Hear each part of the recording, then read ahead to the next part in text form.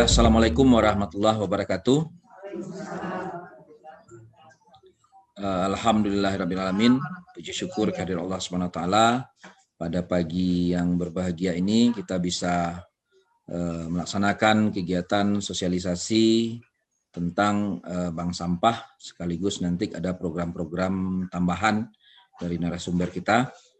Kemudian salat dan salam tidak lupa kita kirimkan kepada arwah Nabi besar Muhammad sallallahu alaihi wasallam. Allahumma sholli ala Muhammad wa ala ali Muhammad. Yang sama kita hormati Ibu Vera Novita selaku narasumber kita pada hari ini. Narasumbernya narasumber tunggal, Bu, nggak ada yang lain. Oke, kemudian yang kami hormati ibu-ibu peserta acara sosialisasi yang berbahagia. Ibu-ibu yang kami hormati, pada hari ini kita melaksanakan kegiatan sosialisasi tentang pelaksanaan kegiatan bank sampah dan beberapa program kegiatan pendukungnya. Sebagai narasumber kami sampaikan Ibu Vera Novita. Beliau adalah Ketua RKBN, yaitu Rumah Kreatif Bersatu Nusantara, yang mengelola kegiatan bank sampah. Ada namanya nanti tabungan Nyimas dan segala macamnya, nanti beliau akan menyampaikan. Baik ibu-ibu sekalian yang kami hormati, untuk selanjutnya tanpa memperpanjang mukadimah dan kata-kata lain, waktu dan tempat kami persilahkan kepada Ibu Vera untuk perkenalan sekaligus menyampaikan sosialisasi. Nanti di sesi akhir setelah disampaikan pemaparan oleh Bu Vera, kita akan melaksanakan kegiatan diskusi dan tanya jawab. Baik, kepada Bu Vera, waktu dan tempat kita persilakan. Assalamualaikum.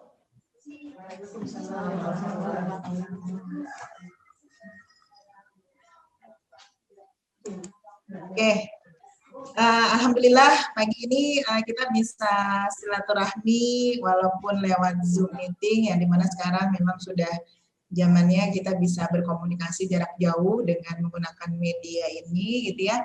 Saya ucapkan terima kasih kepada Pak Wali yang sudah memberikan waktu hari ini untuk kita sharing tentang kegiatan-kegiatan yang sebenarnya saya lakukan di Jakarta. Kebetulan Pak Wali juga sudah pernah hadir ke tempat kegiatan kami di Pulau Kambing. Sebelum kita mulai obrolan-obrolan cantik ini, mudah-mudahan membawa berkah, Allah memberikan ridho, memberikan kemudahan untuk kita semua. Sama-sama kita baca basmalah yuk. Bismillahirrahmanirrahim. Jadi perkenalkan dulu, sebelumnya nama saya Vera Novita. Kelahiran Jakarta tapi punya darah Mage. Orang tua papa dari Gatah, ibu dari Ambacang, suami dari Kota Manapa. Nah, jadi benar-benar asli Mage. Tinggal di Jakarta sejak lahir, tapi insya Allah dalam kegiatan-kegiatan di Mage, di kampung masih terus aktif.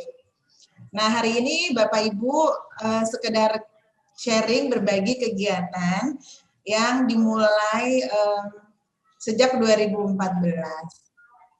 Mungkin kalau dilihat dari obrolan beberapa waktu lalu bersama Pak Wali, karena di sini programnya kan memang kebetulan ada program nabung sampah jadi emas. Itu yang tadi Pak Wali sudah singgung, yaitu Nyimas gitu. Nah, harapannya memang bisa didukasi di semua yang memang respon setempatnya itu memang peduli kepada lingkungan, kepada pemberdayaan masyarakat, dan ya peduli kepada keberlangsungan ekosistem di wilayah masing-masing. Alhamdulillah, Wali Nagari Kamang ini responnya luar biasa. Tepuk tangan dulu dong, Bu, untuk Pak Walinya, keren. Ya, Geho ya. Oke. Nah, jadi Mungkin sedikit yang mau saya sampaikan bahwa kegiatan di Pulau Kambing ini memang awalnya adalah bukan kegiatan bisnis, jadi memang murni kegiatan sosial.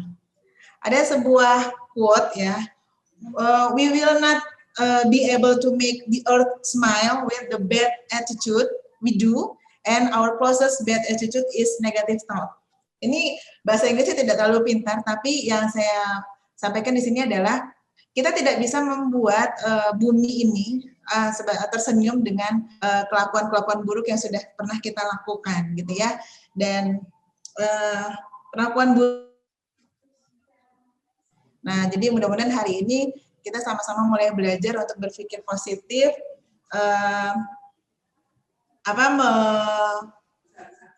memaknai diri bahwa kita ini semua punya kelebihan, gitu ya.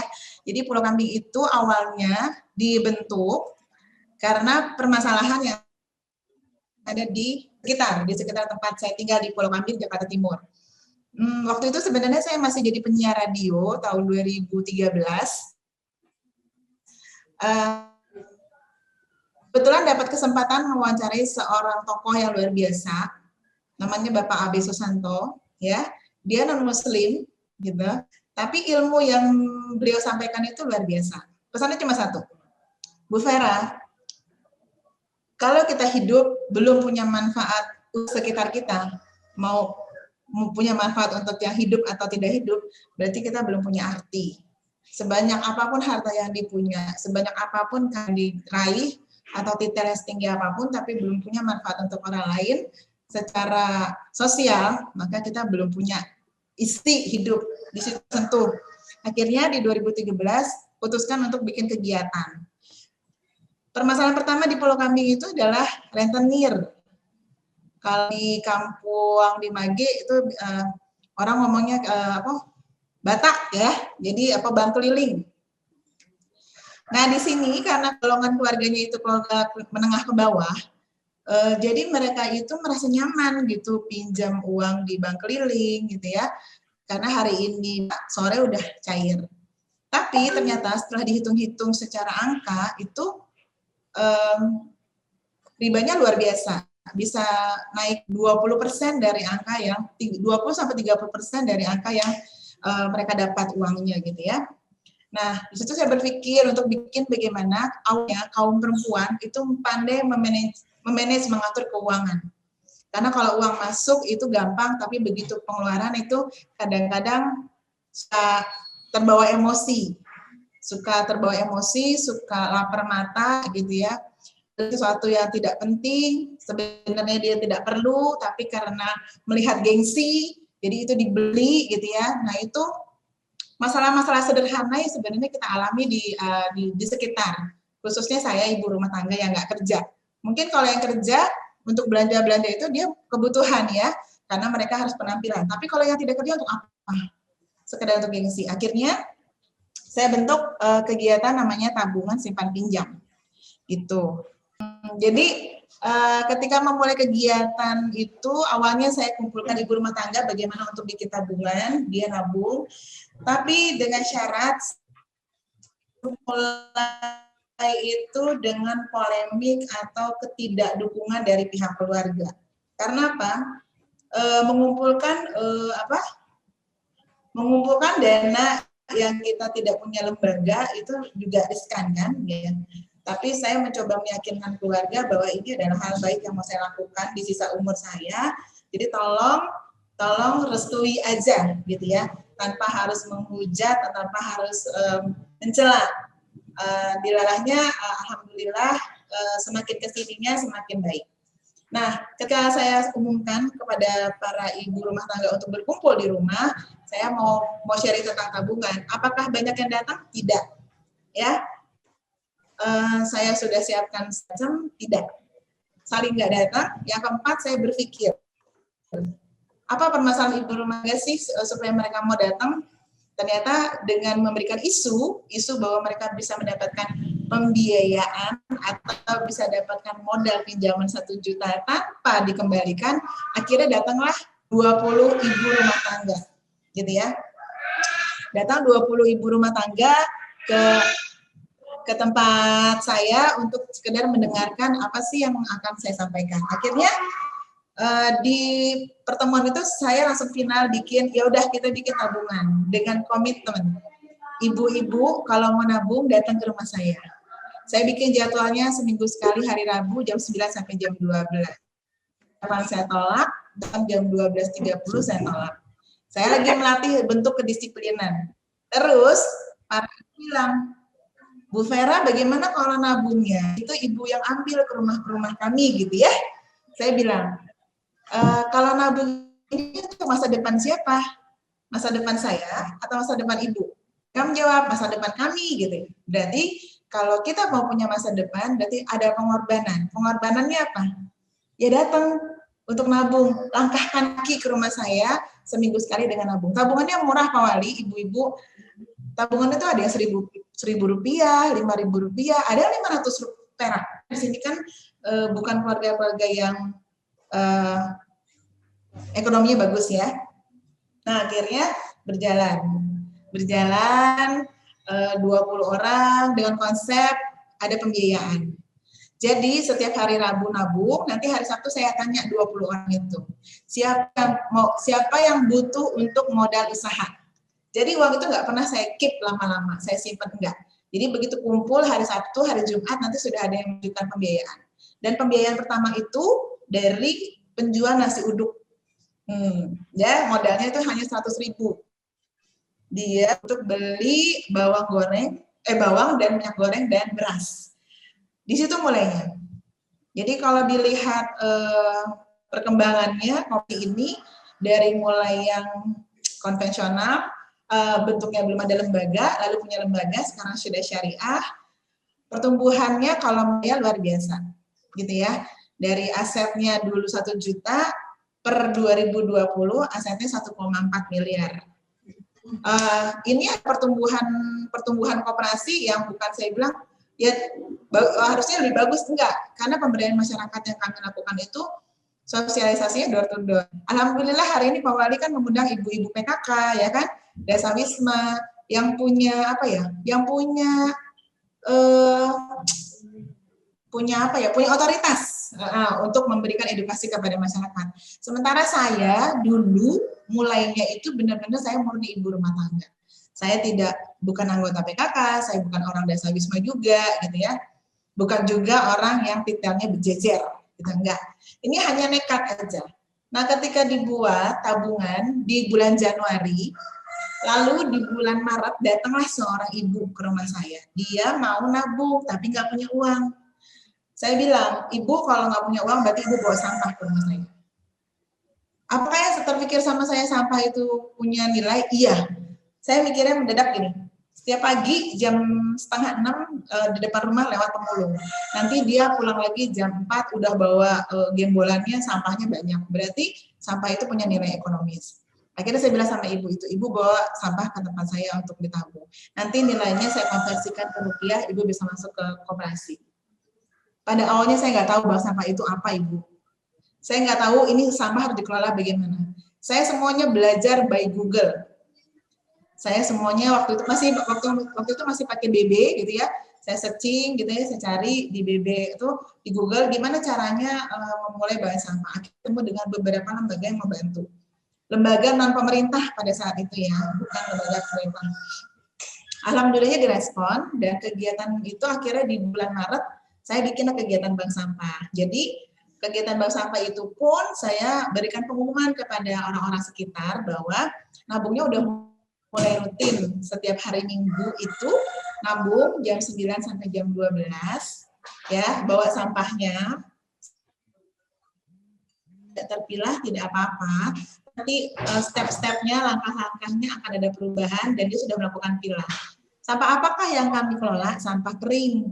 Sampah kering. Sampah kering itu artinya sampah selain sampah sisa makanan, gitu ya. Berdasarkan pengalaman, ternyata sampah-sampahnya campur sama sampah makanan dan itu baunya luar biasa. Di situ saya mikir lagi, ini sampah basah mau diapain ya, gitu ya. Nggak mungkin dong, nggak punya fungsi. Lagi di Google, bikin apa? Terpikirnya langsung bikin lubang biopori. Akhirnya saya sama teman-teman bikin lubang biopori untuk apa? Untuk tanam si sampah basah tadi. Selain untuk menyuburkan tanah, penyerapan sampah basahnya juga aman, tidak menimbulkan bau, dan juga nanti prosesnya juga untuk humus juga lebih cepat, lebih 20 hari atau sampai 25 hari itu bisa diambil komposnya untuk kita taruh di pot. Berjalan, ya. Terus karena tempat tinggal saya itu kan di Pulau Kambing, ya, tingkat polutannya sangat tinggi dekat dengan kawasan industri Pulau Gadung, dan pohonnya juga jarang, ya, tingkat polutannya sangat tinggi, gitu ya. Kenapa saya lihat begitu? Karena di sini bayi-bayi yang umurnya 0 sampai 2 tahun itu masih gemuk, masih sehat, masih seger. Tapi nanti di atas 2 tahun dia mulai kecil, padahal makannya tetap banyak, vitaminnya juga ada, susunya juga ada. Kenapa badannya nggak sesehat dia umur 0 sampai 2 tahun gitu ya? Di sini tingkat polutannya sangat tinggi, jadi udaranya udah nggak sehat. Gitu. Nah, ketika berpikir tentang keadaan di sini yang tingkat polutannya tinggi, saya pertama adalah bikin bagaimana berkebun sayur hidroponik. Karena di sini kita nggak punya lahan. Saya juga carinya di Google juga. Saya belajar gimana caranya bikin tabung nanam sayur tapi dengan hidroponik tanpa pakai tanah, kan tanahnya masih nggak sehat banget. Berjalan, awalnya pakai botol gitu ya, panen kangkung, sekarang kita udah punya kangkung hidroponik. Selanjutnya ketika di sini permasalahan tingkat polutan sangat tinggi, di sini usahanya adalah furniture kayu, serbuk kayu, kalau udah selesai kerja sama mereka kan dibakar. Dibakar itu meningkatkan tingkat polutan lagi kan. Saya bilang sama teman-teman, kita bikin jamur. Jamur medianya dari si serbuk kayu itu. Bahkan ide saya direspon sama pemerintah, atau bukan pemerintah, pejabat wilayah, ternyata enggak gitu ya. Katanya jamur itu tidak akan pernah tumbuh di Jakarta yang panas. Gitu. Tapi saya mencoba menelaah itu dengan positif mungkin. Ini sebagai mood booster untuk saya. Ini tantangan buat saya. Akhirnya saya buat backlog jamur itu, dan dari serbuk kayu diolah dulu, dipanaskan dulu, terus untuk mencari kelembabannya saya taruh di kamar mandi. Berhasilkah si backlog ini? Berhasil. Jadi satu backlog jamur itu, ya, dengan 1 kilo serbuk kayu itu bisa menghasilkan jamur 3/4 kilo setiap dia panen. Dalam masa 4 bulan dia akan terus keluar jamurnya. Nah, ketika saya ngomong tentang jamur, saya respon saya mencoba untuk ini men-sharekan ke pemerintah, yang tertinggi di DKI itu gubernur gitu ya. Dan alhamdulillahnya direspon oleh Bapak Wakil waktu itu. Bapak Wakilnya waktu itu adalah Pak Sandiaga. Direspon dan kita difasilitasin, diberikan dana untuk bikin rumah jamur. Ini luar biasa. Artinya gini, Bapak Wali dan Ibu-ibu, saya memulai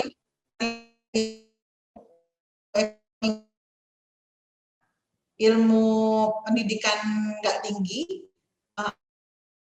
apalagi ilmu untuk mengentaskan rentenir tadi. Saya bikin namanya program IMAS. Jadi target sasarannya ibu rumah tangga dan uang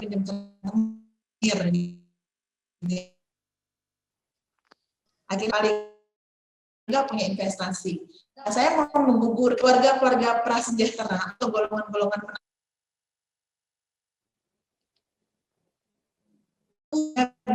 investasi seperti contohnya Mas. Karena waktu itu kami kerjasama dengan Antam Logam Mulia, kita bikin tabungan harian seharinya 5.000. Nabungnya selama 4 bulan.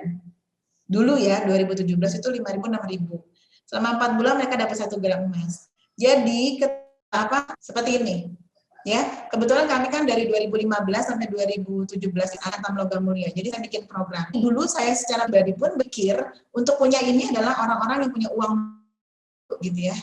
Karena saya nggak mungkin punya emas berpuluh-puluh gram gitu hanya dengan nabung nyicil, nggak bisa. Karena untuk kita beli ini di Antamnya kita harus bawa uang jutaan. Nah, saya bikin solusinya adalah nabung harian, tapi bisa dikombinasi. Jadi 5.000 itu bisa dikombinasi, 2.000-nya bisa sampah.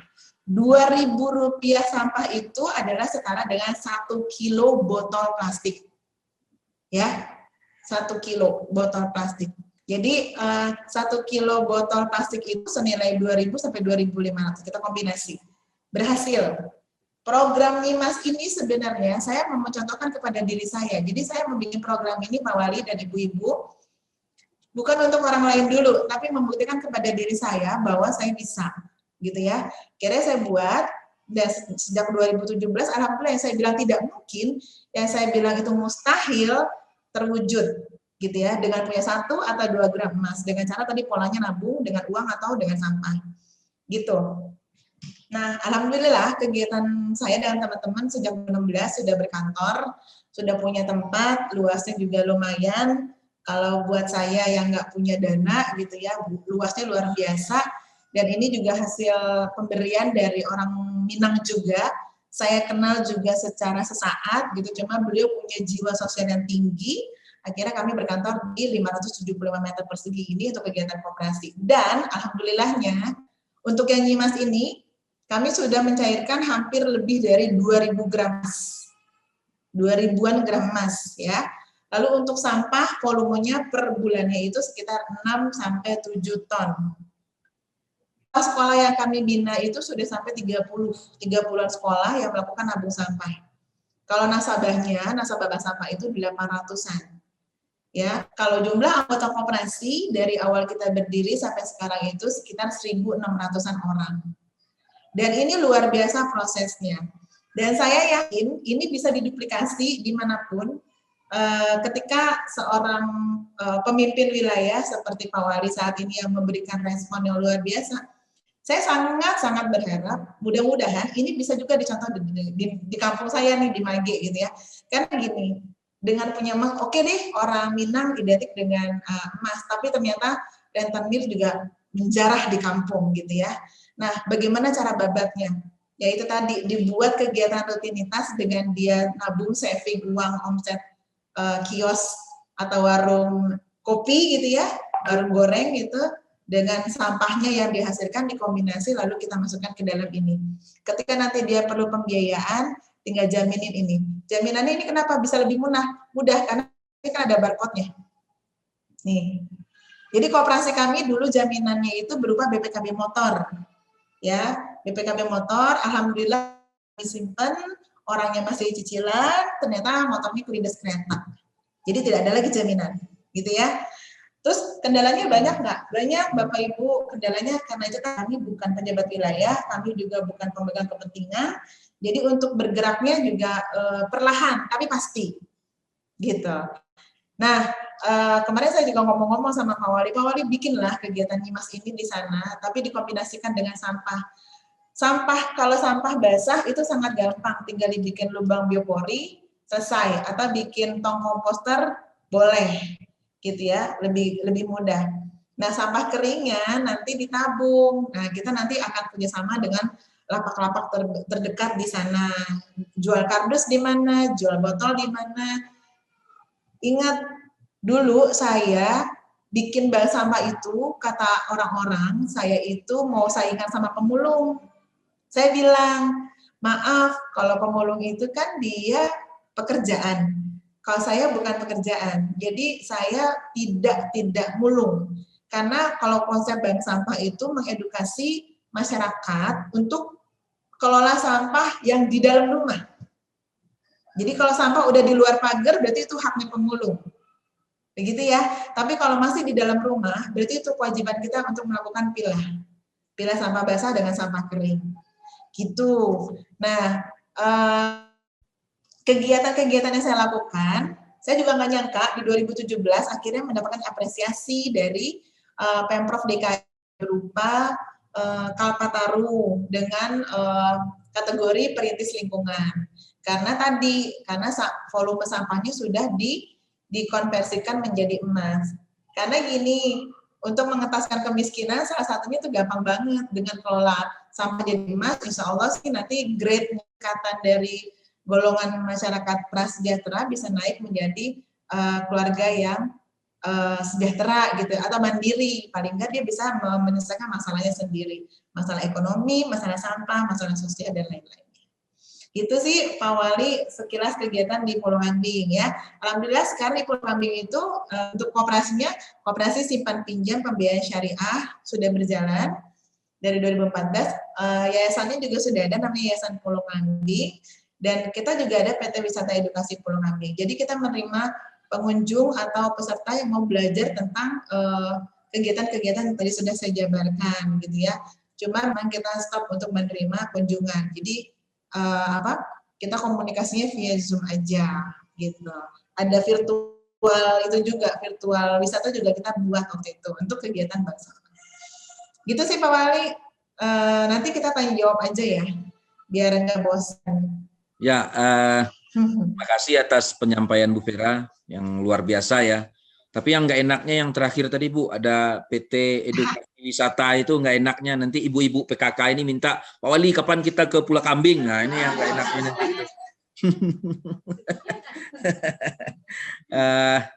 Baik Bu Vera, dari yang disampaikan tadi, barangkali langsung ke ibu-ibunya ya.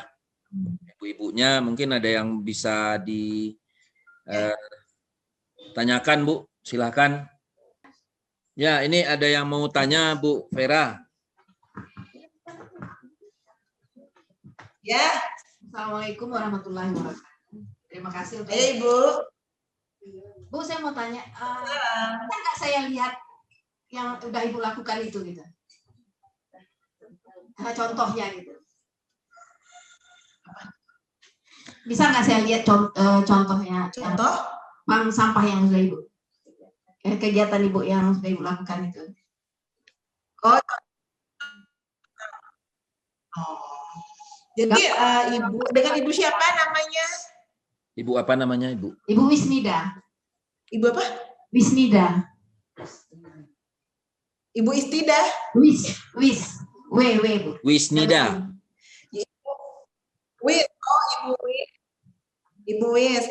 Ya, terima kasih pertanyaannya Ibu Wis. Jadi untuk kegiatan saya, ibu-ibu bisa lihat di www.pulokambing.com, itu website kami. Jadi nanti Ibu bisa lihat secara real atau di page kami, di halaman kami di Facebook, namanya Pulau Kambing. Nanti kita lihat di sana ya. Tapi kalau mau searching di YouTube, tinggal ketik Pulau Kambing juga, semua aktivitas kami ada di sana. Gitu. Rekor dari digitalnya sudah ada. Gitu Ibu Wis. Terima kasih. Ya, terima kasih Bu Vera. Mungkin satu pertanyaan Bu dari saya sendiri mengenai kerjasama dengan pedagang pengumpul sampah ini. Nah ini yang menjadi halangan, saya pikir kita di wilayah Kamang ya, wilayah Kamang Mage lah. Itu kadang-kadang kan mereka masalah harganya ini Bu. Jadi kalau dengan pedagang pengumpul ini bagaimana strateginya, bagaimana tawar-menawar kita gitu. Karena kalau tadi disampaikan untuk sampah basah itu sudah bisa, artinya sampah organik bisa dimanfaatkan untuk kebun ibu-ibu ini, ibu PKK atau apa gitu. Cuman kalau yang sampah keringnya atau sampah plastiknya, nah ini kan kita kerjasamanya nanti sama kalau istilahnya kalau di kampung itu yang jualan karah gitu, yang beli karah-karah gitu, atau pengumpulnya gitu. Gimana tuh Bu Vera? Ya Pak Wali, kalau berdasarkan pengalaman saya bersama teman-teman, jadi kita memang melakukan survei dulu, survei beberapa lapak besar yang harganya juga kita cari yang terbaik, gitu ya. Contoh, saya itu 2014 cari lapak sampah botol itu sampai lapak A, B, C, D, gitu saya tanya dulu harganya. Kenapa? Karena kegiatan bank sampah ini juga tidak bisa murni sosial. Kita harus ada margin di sana. Jadi salah satu contohnya botol ketika saya jual ke lapak itu harganya kan 4.000. Ya, tapi saya terima tabungan sampah dari nasabah itu saya hargai 2.500. Jadi ada selisih 1.500 untuk kegiatan sampah. Nah, begitu juga dengan kardus, dengan tas plastik, dengan ada namanya gabruk itu kalau aku bahasanya campur-campur lah ya. Ada helm, ada ember segala macam itu namanya gabruk. Itu harganya kalau kita jual harganya 2.500. Tapi saya hitung dari nasabah itu cuma 1.000. Jadi ada selisih 1.500. Nah, selisih ini untuk apa? Untuk kegiatan operasional, karena kita ada bensin VR, sama untuk honor dari penggiatnya, sama membeli alat-alat kayak misalnya tali rafia gitu kan. Karena kami juga di sini juga ada kegiatan namanya nabung jelantah. Minyak jelantah itu kami tabung, itu harganya per liternya 2.100. Tapi kita jual ke pabrik harganya sekitar 5.000 gitu. Jadi kita ada selisih di sana. Selisih. Terus apakah nanti bank sampahnya bisa jadi unit usaha dagang? Nggak bisa. Bisa. Ketika nanti bank sampah ini sudah jadi unit usaha dagang, berarti nanti di tempat bank sampah itu ada alat cacah, ada alat press gitu ya, ada packing. Jadi udah bentuknya bisnis. Gitu. Nanti bisa bekerja sama dengan pabrik sekitar di sana, di Kamang, Mage, mungkin ke arah Bukit Tinggi kali ya, kalau ada pabrik-pabrik. Tapi setahu saya di pusat kota semuanya ada pabrik. Pabrik botol ada, pabrik gelas ada, pabrik kardus ada, pabrik kertas ada, pabrik kantong kresek juga ada. Gitu. Kresek itu nanti dia dilebur lagi untuk jadi bangku-bangku. Bangku-bangku plastik itu sumbernya dari kantong kresek yang dilebur lagi, Pak Wali. Gitu. Jadi kalau cari harga memang kita harus cari beberapa referensi lapak besar yang terdekat, cari harga terbaik. Karena masing-masing lapak berbeda. Jadi saya ada botol harganya cuma 2.300 ada yang 3.500, ada yang 4.500 ada. Ada juga yang 5.000. Tapi saya curiga yang 5.000. Kenapa? Harganya terlalu tinggi gitu ya. Jangan-jangan timbangannya yang dimainin gitu kan, harga dikasih tinggi tapi timbangan dikurangin. Nah, itu juga kita jeli sih melihat itu. Dan bermitra dengan lapak itu nanti dari pihak bank sampah juga bisa masuk asosiasi nanti, asosiasi daur ulang plastik ya. Nanti Pak Wali bisa dapat referensi harga baik, harga bagus. Misalnya jual botol di mana, jual gelas plastik di mana. Itu kita masuk namanya asosiasi. Asosiasi Daur Ulang Plastik Indonesia. Ketuanya itu perempuan, Ibu Christine, dan tinggalnya di Surabaya. Kebetulan kami udah gabung juga di ADUPI sejak 2017, baru gabung sih di 2017, dan itu ada kemudahan-kemudahan dalam penjualan. Manajemennya juga, kami manajemen bank sampah ini juga udah pakai software ya, supaya juga angkanya tidak bisa dicurangin oleh penggiatnya gitu ya, atau dimain-mainin, nggak bisa. Jadi semuanya tersistem dengan baik. Karena dalam sebuah kegiatan pemberdayaan masyarakat itu kuncinya ada satu, jujur dan amanah, supaya bisa berkesinambungan. Satu dari penggiatannya sudah tidak jujur, sudah tidak ada amanahnya, agak repot ini. Jadi memang yang perlu digali sumber daya manusianya dulu Pak Wali, kalau menurut saya. Itu kalau sudah ketemu, itu keren banget. Karena gini, bank sampah memang cuma main receh, 500 perak, 1.000 gitu ya. Berapa ton yang dihasilkan. Berapa uang yang dihasilkan. Nah, ini juga harus tersistem. Karena bank sampah tidak murni kegiatan sosial, jangan. Tapi memang harus ada sisi bisnisnya. Gitu Pak Wali. Cari harga terbaik. Kardus di tempat kami, kalau kami ke nasabah itu kan 1.500, jual ke pabrik itu sekitar 3.200. Jadi ada margin. Gitu. Harus ada margin. Gitu Pak Wali. Harus cari referensi dulu lah, beberapa lapak yang ada di sekitar Kamang Mage itu. Ya. Makasih Bu Vera. Terus ini mengenai tadi disinggung sedikit mengenai manajemen, ya, mengenai manajemen bank sampah. Bisa Bu Vera gambarkan tidak sedikit tentang struktur mungkin atau manajemennya secara umum atau struktur organisasinya dari bank sampah yang ada di sana atau RKBN yang ada di sana. Kalau untuk itu Pak Wali, kalau untuk bikin struktur organisasi dari bank sampah sebenarnya cukup kumpulkan paling banyak 5 orang. Di situ ada ketua, ya kan, ada sekretaris, ada bendahara, 2-nya humas, selesai. Itu dulu. Nanti dari 5 orang ini dia punya apa ya? Punya unit di masing-masing RT kalau di Jakarta. Kalau di desa namanya apa ya? Jorong mungkin ya. Jadi 5 orang ini sebagai pejabat inti, nanti dia punya 2 tenaga di masing-masing jorong untuk melakukan edukasi sampah. Nah, 5 orang ini nanti akan bertanggung jawab untuk melaporkan kegiatan, dari mulai kegiatan sosialisasi, dari mulai penjualan, laporan neraca keuangan, semuanya. 5 orang ini ketua, sekretaris, bendahara, dan 2 humas. Itu. Nah, nanti di masing-masing jorong tunjuk 2 orang. 2 orang untuk apa? Untuk mengedukasi masyarakat tadi, untuk yang tadi pilah sampah tadi. Nah, sampah ini ketika masuknya cuma tabungan biasa, selesai. Tidak ada bekas. Jadi kalau di kami, ada yang setahun itu, karena kami dananya kan nggak diambil tiap bulan ya, karena sampah kan kecil angkanya. Diambil setahun sekali, itu nominalnya itu antara 300.000 sampai 1 juta. Ada yang 2 juta per tahun. Nabung sampah. Nah, kalau itu dikasih uang aja selesai, uangnya habis. Makanya kita alihkan ke tadi, tabungan nyimpan emas. Jadi dia nabung sampah, uangnya masukin ke Nyimas. Tabung sampah, uangnya masukin ke Nyimas. Nah, ini berharap juga bisa kita kerjasama antara Koperasi Pulau Kambing dengan warga di Kambang untuk program Nyimas ini. Karena di situ udah sisinya udah sisi bisnis sekali. Artinya kita manajemennya juga manajemen terbuka, dan itu bukan sisi sosial, gitu ya. Nah, ketika nanti sudah 5 orang ini sudah mengetahui apa sih yang mau dikerjain gitu. Awalnya dulu kalau saya Pak Wali sama teman-teman, kita nggak semuanya kita nambah sampahnya.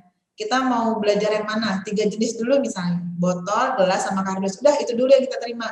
Kaleng dan lain-lain jangan terima dulu. Jadi bertahap, nanti sudah pintar yang 3, naik lagi. Oh, kaleng bisa nih kita terima. Habis itu kertas bisa kita terima. Dulu saya terima cuma 5. Botol plastik, gelas plastik, kardus, kaleng, sama majalah. Udah, itu doang.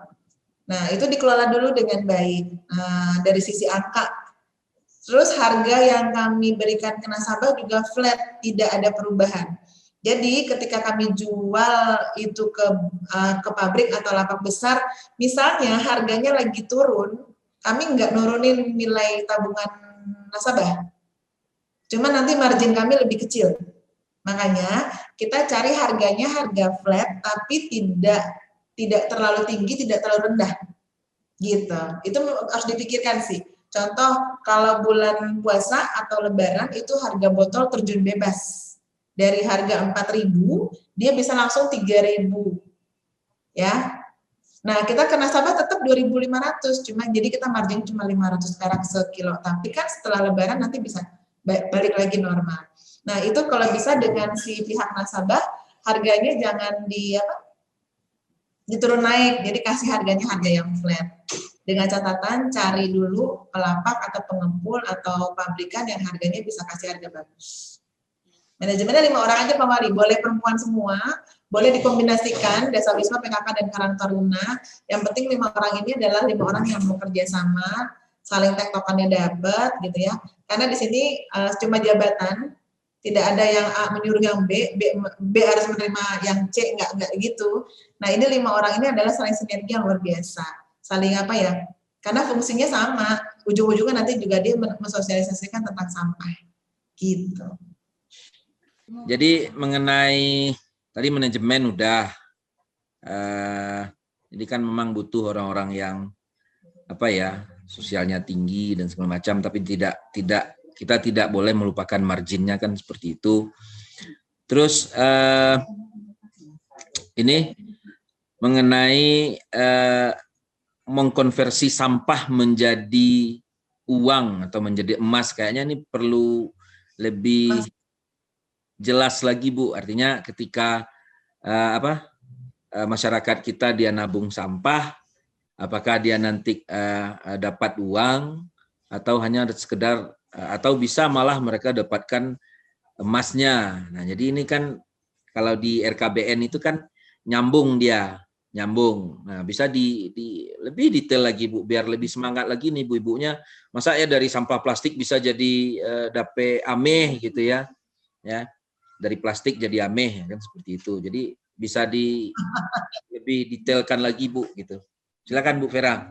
Ya, Pak Wali, ya ibu-ibu dan Pak Wali dan teman-teman yang ada di sana. Sebenarnya kalau di saya karena ini sudah berjalannya kan koperasi duluan ya. Jadi saya lebih ke nabung uangnya dulu, lalu nanti baru saya masuk ke sampahnya gitu. Jadi ketika ada nasabah, saya tanya, ibu punya sampah nggak di rumah? Punya, ya udah sampahnya masukin ke bank sampah sini. Nanti setelah nilainya sudah berbentuk rupiah, kami mutasi ya ke tabungan emas, gitu Pak Wali. Jadi kalau mau dimulainya dari mana, tergantung dari situasi dan kondisi di masing-masing daerah, gitu ya. Kalau konsep sampah dimulai mudah, boleh. Tapi kalau konsep nabung emasnya dimulai dulu lebih mudah, boleh. Nanti sosialisasi sampahnya tinggal menyusul di belakang nyimas tadi, seperti yang sudah kita lakukan gitu ya.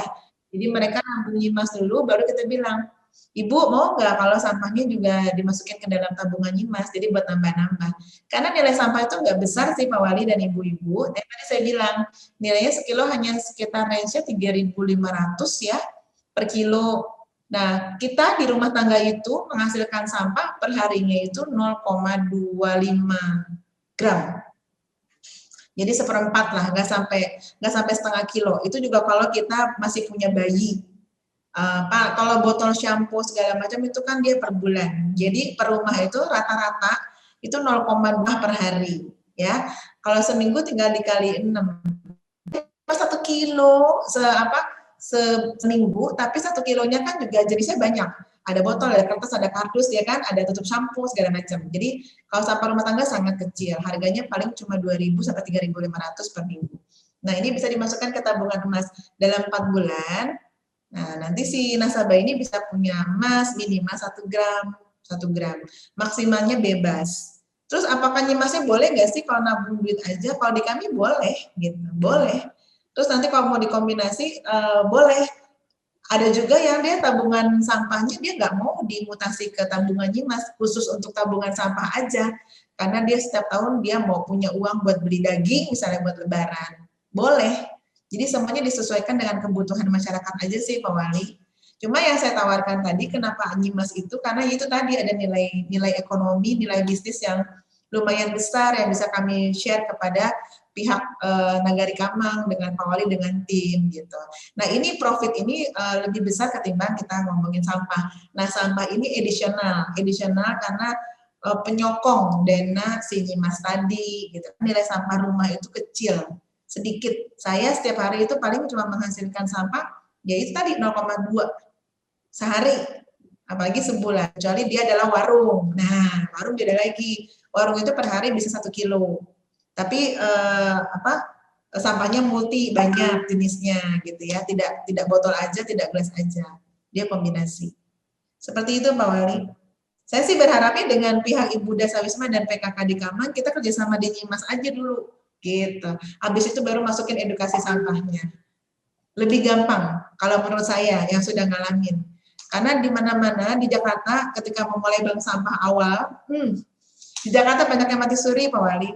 Terdata Jakarta Timur itu ada sekitar 2.000-an bank sampah, datanya ya, di Wali Kota Jakarta Timur datanya. Yang hidup itu nggak sampai 70. Yang bertahan sampai sekarang nggak sampai 20. Dan alhamdulillah Pulau kami sampai sekarang bertahan aja gitu ya. Tapi apakah orangnya bertahan? Enggak. Terjadi juga seleksi alam. Kami relawan dari 2, 10, lalu 25, turun lagi 20, 18, sekarang tinggal 7. Tapi tetap berkegiatan. Kenapa? Karena memang ini panggilan hati ya. Kita nggak bisa memaksa seorang untuk berkegiatan. Tapi dengan kegiatan adanya Nyimas, saya yakin saya bisa jamin nih di kegiatan di Kamang nanti sampahnya tinggal didorong dari belakang. Dari belakang menyokong kegiatan Nyimas. Nah Nyimas ini kan untuk mengentaskan dulu si para bank keliling ini dulu ya. Gitu. Habis itu baru masuk ke sampahnya. Karena orang warung kan punya sampah banyak. Nah kita ajak pilah sampahnya ke setoran Nyimas. Gitu Pak Wali. Bu, saya mau tanya ya Bu ya, masalah saya tertarik dengan simpan pinjam Nyimas, saya tertarik ya. Cuman Bu, kendalanya di Ibu cerita juga apa kendala di sana atau Ibu punya trik tersendiri untuk umpamanya mereka itu nanti udah dapat emas, terus mereka malas, mereka minta, apakah boleh diminta aja? Nanti kan lama-lama penabung kita jadi sedikit kan gitu Bu. Biasanya kan gini Bu ya, kalau simpan pinjam ini, koperasi ini, minjam mau, bayar malas. Nah gitu Bu. Apakah kendalanya atau ada triknya gitu? Saya pengen tahu gitu supaya kita tetap bertahan. Misalnya, oh boleh emas ini nggak boleh diambil atau gimana? Supaya mereka tetap menjadi terus gitu. Itu sebenarnya yang mau saya tanyakan. Terima kasih dulu. Terima kasih Ibu Pak Wali. Jadi untuk tabungan Nyimas itu memang si nasabah itu tidak menerima emas di awal. Tidak ya. Jadi dia nabung dulu, nanti setelah 4 bulan baru dia bisa dapatkan emasnya senilai 1 gram. Nah, kalau nanti di sana itu mau membuat sebuah koperasi, gitu ya, nanti terjadi transaksi pembiayaan atau bantuan modal, saya punya triknya. Nah, triknya gini, dia ketika mengajukan misalnya pembiayaannya itu 1 juta, berarti dia harus jaminkan 1 gram emas ditaruh di koperasi. Oke. Nah, nanti ketika terjadi sudah dihitung berapa lama dia harus bayar dan masanya, nanti dari rupiah itu saya biasanya naikin 30%. 30% itu bukan untuk keuntungan koperasi. Contoh, dia harus bayar cicilan 100.000 misalnya, tapi kita tambahin 30%. Berarti kan 130 ya, Bu?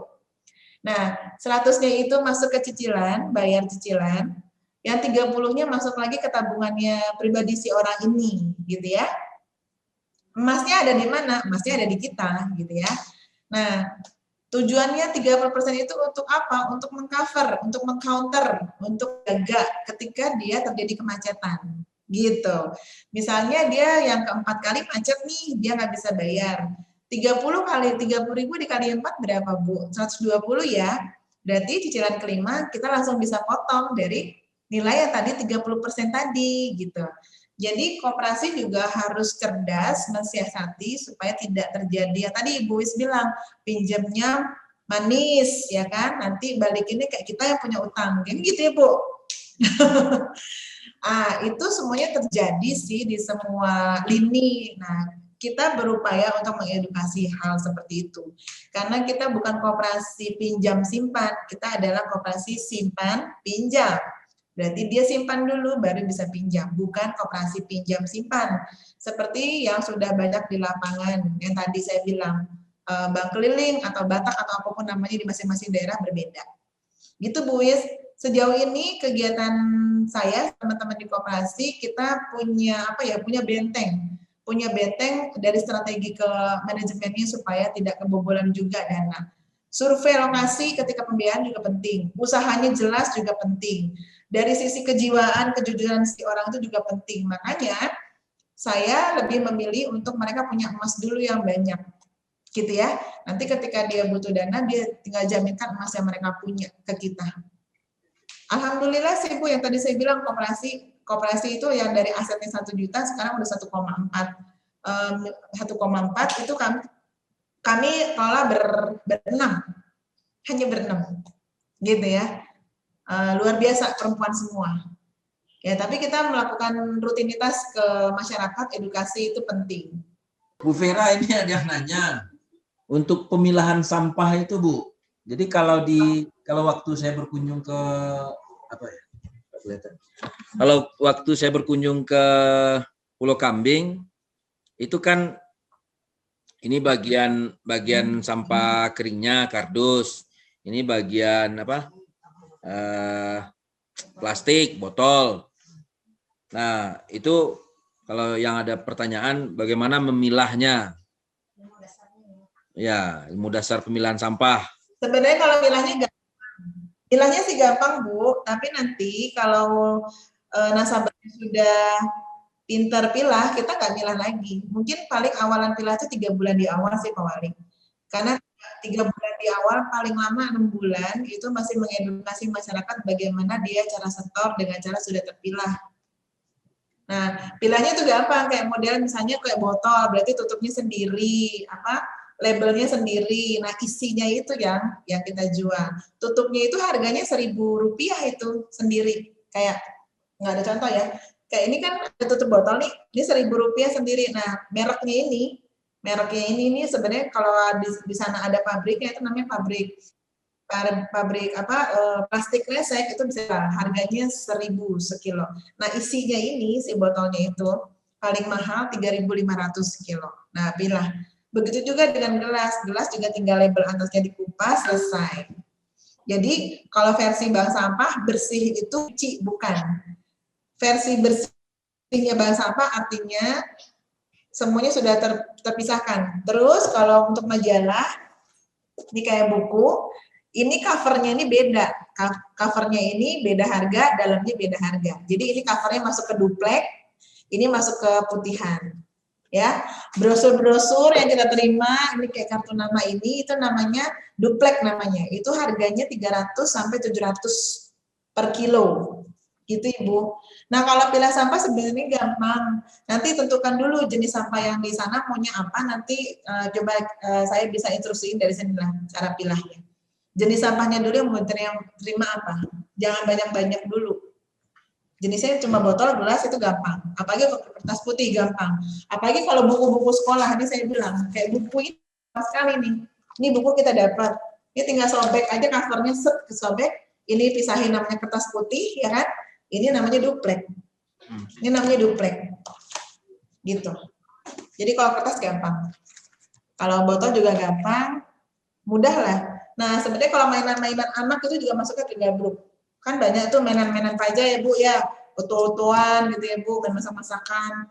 Nah itu sudah nggak kepake helm pecah, panci pecah, dandang pecah, rice cooker pecah, komputer pecah, semuanya yang pecah, itu masuknya ke gabruk namanya. Harga gelondongan, Rp1.000 itu.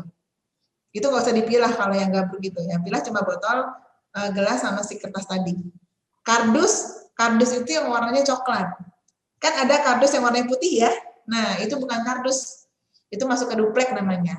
Jadi kalau versi pabrik, kardus itu warnanya pasti coklat. Tapi kalau warnanya putih, walaupun jenis bahannya kardus, itu masuk hitungannya dari duplek. Harganya 300 sampai 700 perak per kilo.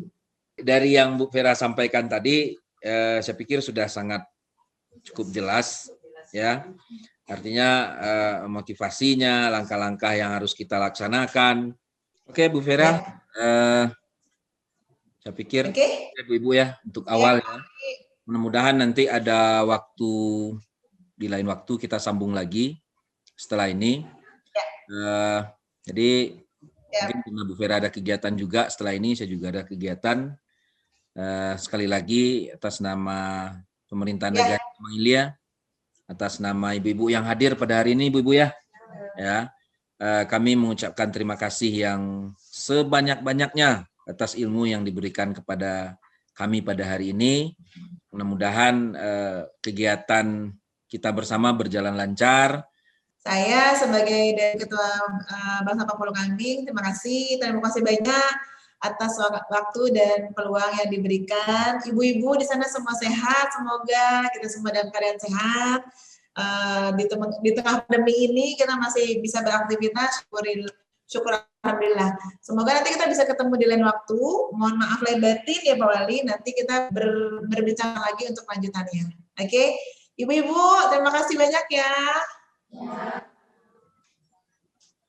Ya, terima kasih Bu Vera. Barangkali Bu dulu kegiatan kita pada hari ini dengan Ibu Vera Novita selaku narasumber. Mudah-mudahan ilmu yang beliau berikan bermanfaat untuk kita semua dan bisa kita terapkan juga di nagari kita Kemang Hilya. Terima kasih.